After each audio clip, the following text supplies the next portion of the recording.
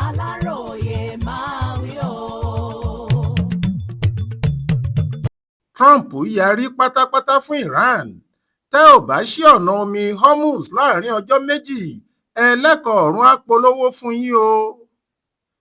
Ìrètí ọ̀pọ̀ èèyàn tí wọ́n ń wo ṣàkún ogun tó ń lọ lọ́wọ́ láàrin orílẹ̀-èdè Iran, Israel àti Amẹ́ríkà ni pé àlàáfíà kò ní pẹ́ padà bọ̀ sípò, pẹ̀lú bí ìròyìn ṣe ń gbé lẹ́nu ọjọ́ mẹ́ta yìí pé ìpàdé jogun omi ẹ jẹ́ ká sinmi agbájá kan ti fẹ́ wáyé láàrin àwọn aláṣẹ ilẹ̀ Iran àti ààrẹ orílẹ̀-èdè ilẹ̀ Amẹ́ríkà alàgbà Donald Trump. Àmọ́ ní báyìí ibi àfojúsí ọ̀rọ̀ kò gbabẹ̀ mọ́, ọ̀rọ̀ tá a sì pè lówè ti ń padà ní àáró nínú. Kódà àfàìmọ̀ ni iná kò ní jó dé orí kókó láìpẹ́, pẹ̀lú bí Donald Trump ṣe ṣàdédé pèròdà tó sì fa ìbínú ńlá yọ sí ilẹ̀ Iran. Níṣe lọkùnrin náà ń tu bí ejò nígbà tó pàṣẹ lọ́sàn-án sátidé yìí pé itọ́ tóun tú sílẹ̀ yìí kò gbọdọ̀ gbẹ o. Ó ní òun fún Iran ní wákàtí 48 péré, ìyẹn ọjọ́ méjì. Wọ́n gbọ́dọ̀ lọ sí ojú ọ̀nà orí omi Strait of Hormuz tí wọ́n tì pa láìpẹ́ yìí. Ó ní tí wọn kò bá ṣe bẹ́ẹ̀, gbòòrò á gbé wọn, gbẹ̀gẹ̀dẹ̀ á gbiná, Amẹ́ríkà á ṣílẹ̀kùn ọ̀run àpáàdì ní Iran, ẹlẹ́kọ̀ọ́ ọ̀run á sì bẹ̀rẹ̀ sí polówó ikú tantantan.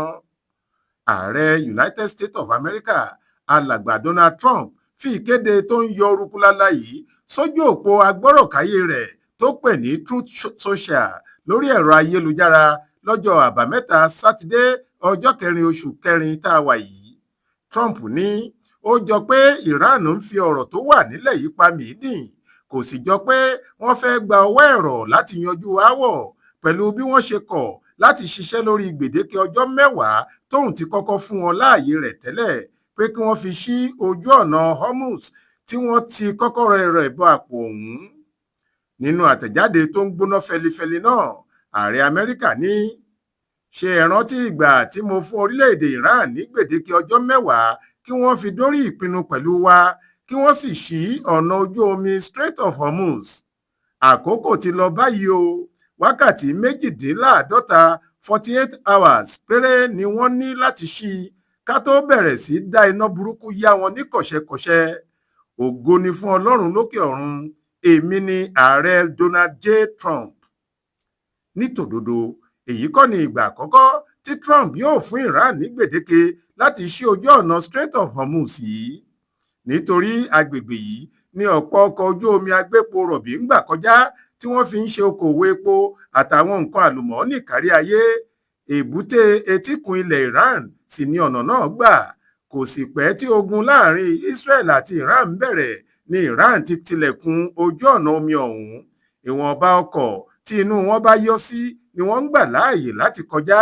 Èyí sì ti ṣàkóbá gidigidi fún ètò ọrọ̀ ajé àgbáyé, nítorí bí epo àìfọ̀ àti epo bẹntiróòlù ṣe gbówó lórí níbi gbogbo. Lóòótọ́, àkọsílẹ̀ fi hàn pé ọkọ̀ ojú omi agbépo ńlá bíi 53 53 ní Iran ṣí ọ̀nà Hormuz yìí fún láti gbé epo kọjá láàrin ọ̀sẹ̀ tó kọjá yìí, ìyẹn ọjọ́ 23 sí 29 oṣù kẹta. Èyí sì ni ìgbà àkọ́kọ́ tí wọ́n máa yọ̀ǹda fún ọkọ̀ agbépo tó pọ̀ tó bẹ́ẹ̀ láti gba ọ̀dọ̀ wọn kọjá látìgbà tí ogun yìí ti bẹ̀rẹ̀. Ṣùgbọ́n pẹ̀lú ẹ̀ náà, gbogbo ọkọ̀ tí wọ́n ṣí ọ̀nà fún láti kọjá nínú oṣù March tó parí yìí kò ju ìdá 6 péré nínú ọgọ́rùn-ún iye ọkọ̀ tó máa ń tọ ojú ọ̀nà orí omi Strait of Hormuz yìí tẹ́lẹ̀. Ká sọ pé kò sí wàhálà tó ń lọ lọ́wọ́. Lọ́jọ́ 22 oṣù kẹta tá a lò tán yìí ni Trump fún Iran ní gbèdéke ọjọ́ méjì láti ṣí ọ̀nà ojú omi náà sílẹ̀, pẹ̀lú ìkìlọ̀ pé tí wọn kò bá ṣe bẹ́ẹ̀, Amẹ́ríkà yóò rọ̀jò àdó olóró sáwọn ilé àmúṣagbára wọn, bíi ibi tí wọ́n ti ń pèsè iná mọ̀nàmọ́ná ní Iran àti àwọn agbẹ̀dú epo rọ̀bì wọn gbogbo. Àmọ́ Trump tún pèròdà lẹ́yìn ìgbà náà ló bá yí gbèdéke ọjọ́ méjì ọ̀hún padà sí ọjọ́ 10. Ó ní òun ṣe èyí kí Iran lè lo àǹfààní yìí láti pe ìjókòó àlàáfíà àti àjọsọ ọ̀rọ̀ bóyá wọn yóò lè fòpin sí ogun tó ń lọ lọ́wọ́ náà ní ìtùbí ìnùbí kí gbogbo ohun tó le sì bẹ̀rẹ̀ sí dẹ̀rọ̀. ọjọ́ kẹwàá ọ̀hún ló fẹ́ pé lọ́jọ́ ajé Monday ọjọ́ kẹfà oṣù kẹrin ọdún 2026 yìí. Iran kò sì tí ì ṣílẹ̀kùn ọ̀nà tí wọ́n tì pa, bẹ́ẹ̀ ni kò jọ pé wọ́n múra tán láti ṣí i. Èyí ló mú kí alàgbà Donald Trump kan iná sójú tó fi ń laago ìkìlọ̀ sétí Iran lásìkò yìí pé rẹ́rẹ́ á bẹ̀rẹ̀ sí í rún lórílẹ̀‐èdè wọn bí wọ́n bá fi takú délẹ̀. Ó ṣetán àwífúnni kó tó dání àgbà ìjàkadì ní, gẹ́gẹ́ bí Yorùbá ṣe ń pòwe. Títí dàsìkò tá a fi ń kó ìròyìn yìí jọ, àwọn aláṣẹ ilẹ̀ Iran kò tí ì fèsì sí gbèdéke Trump àti ìkìlọ̀ tuntun rẹ̀ yìí. Faith Adébọlá ló ṣàkójọ ìròyìn yìí tó sì kà á sétí ìgbọ́ yín fún Aláròyé.